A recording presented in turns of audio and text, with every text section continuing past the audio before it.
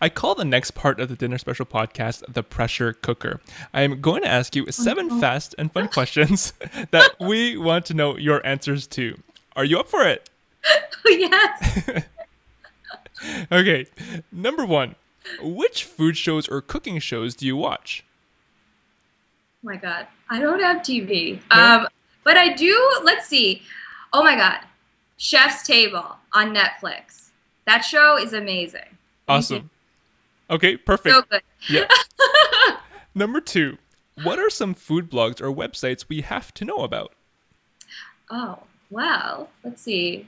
Um, Oh, Not Eating Out in New York, my friend Kathy Irway's site. She posts every week, and it's very interesting because she also is very in tune with seasonality and what she's getting in her farm share. And she also calculates how much each meal costs because for a year or two, what she did was she just cooked at home. So it's kind of like you know, an odd pairing to be eating in every day in New York. It's like the city of restaurants. So I feel like she has like a very cool kind of take and spin on it, on what she does, and she posts very frequently, which I feel like is sometimes the anomaly now Yeah. with a lot of food bloggers.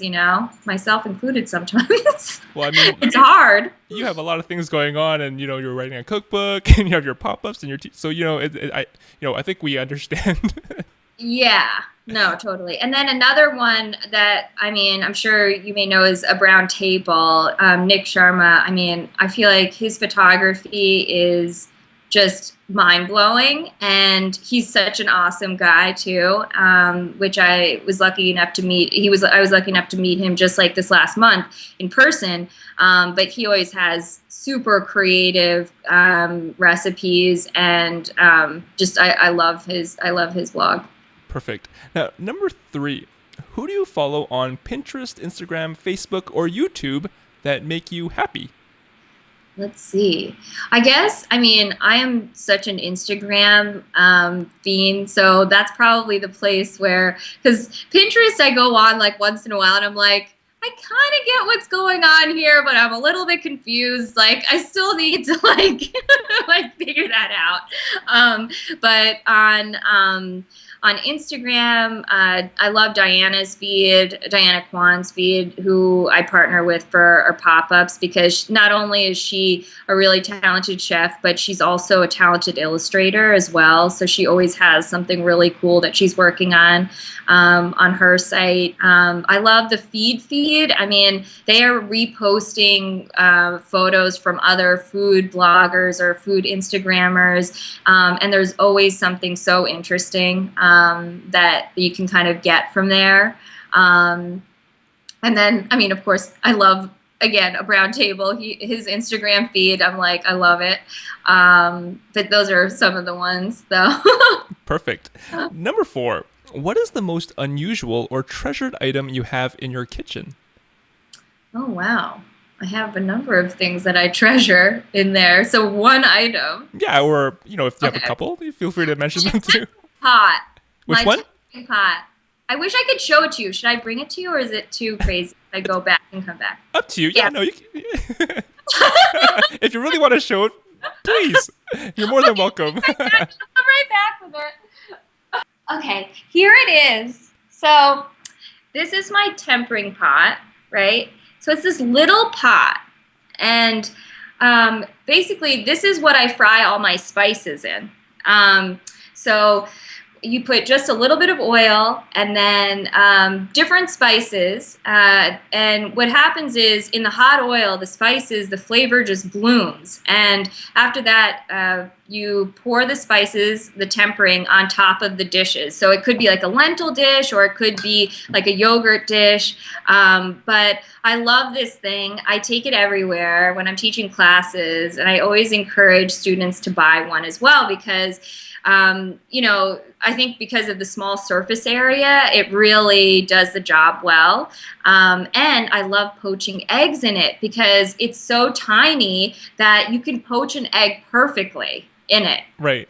And like, And is it called a tempering pan or pot? Yeah, in different parts of India, it's called different things. So, in sometimes it's called like what tempering is called chonk, or it can be called wagarne, or it can be called tadka. So there's all these different names. Okay. And I noticed there's a dip in the handle. Is the dip for? Yeah, so that is somewhat a challenge. I think that it's supposed to be so that it can rest, like on, like if the the burner is raised. Gotcha. But if here, I usually have to put something here to. Right. Gotcha. Perfect. Now, number 5. Name one ingredient you used to dislike that you now love. Oh, bitter gourd. Oh my God. When I was growing up, I hated it. It was just so bitter. And now I've developed a taste for bitter things. So I actually am going to include a recipe for bitter gourd chips in the book, in the cool. cookbook. Yeah. And there's a farm, actually, Hepworth Farms, that started growing bitter gourd locally too. Awesome. So it's awesome because we can get like local bitter gourd, and yeah, the bitter flavor. I like it now. Yeah, awesome. Well, my wife's from Singapore, and growing up, she hated bitter gourd, and I think her parents used to tell her that if you can't handle bitter gourd, that means you cannot handle the bitter things in life. Well, maybe that's true. That's a really good trick to get your kid to. Right. Yeah. So yeah, I don't know. Number 6. What are a few cookbooks that make your life better? Let's see.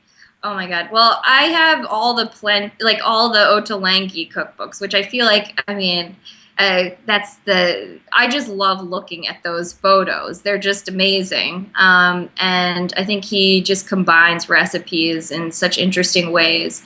Another cookbook is, of course, Diana's cookbook. That's like my Bible for Chinese cooking, is the Chinese takeout cookbook.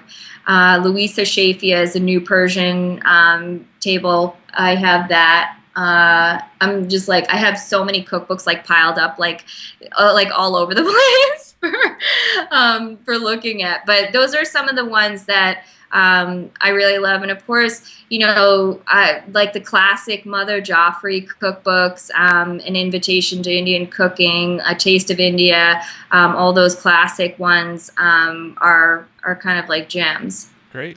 And finally, number 7. What song or album just makes you want to cook? Wow. Let's see. Well, I love Shangri-La by the Kinks. I think that song, I love that song on so many levels, but what I love about it too, I guess when you kind of compare it to cooking or something, is that it always surprises you. Like, some parts of the song are like really sweet, and then all of a sudden it becomes kind of like this cacophonous noise. And I love that about cooking too. It's like there's like the slow simmer, and then like if you're tempering spices, it's like the crackling of the spices. So it's like that type of kind of right dynamic I like. Right. And sometimes the chaos in the kitchen. Yeah. Awesome. Well, congratulations, Chitra. You have officially survived the pressure cooker. Oh, good.